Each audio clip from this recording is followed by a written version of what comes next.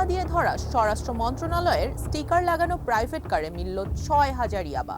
কক্সবাজারের রামুতে প্রাইভেট কারে স্বরাষ্ট্র মন্ত্রণালয়ের স্টিকার লাগিয়ে পাচারকালে ৬,০০০ ইয়াবা সহ ৩ মাদক কারবারিকে আটক করেছে মাদকদ্রব্য নিয়ন্ত্রণ অধিদপ্তর।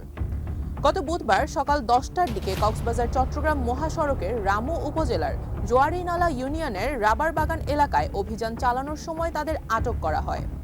বুধবার সকালে কক্সবাজার শহর থেকে ব্যক্তিগত গাড়িতে সংঘবদ্ধ চক্রের কয়েকজন মাদকের চালান নিয়ে ঢাকার উদ্দেশ্যে রওনা দেওয়ার খবর পায় মাদকদ্রব্য নিয়ন্ত্রণ অধিদপ্তর।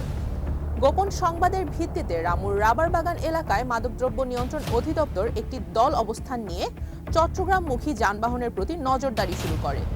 এক পর্যায়ে কক্সবাজারের দিক থেকে যাওয়া একটি প্রাইভেট কার সেখানে পৌঁছালে থামার জন্য নির্দেশ দেওয়া হয়। তবে গাড়ি চালক নির্দেশনা অমান্য করে দ্রুত চালিয়ে যাওয়ার চেষ্টা চালায়। এ সময় ধাওয়া দিয়ে স্বরাষ্ট্র মন্ত্রণালয়ের স্টিকার লাগানো গাড়িটি জব্দ করা হয়।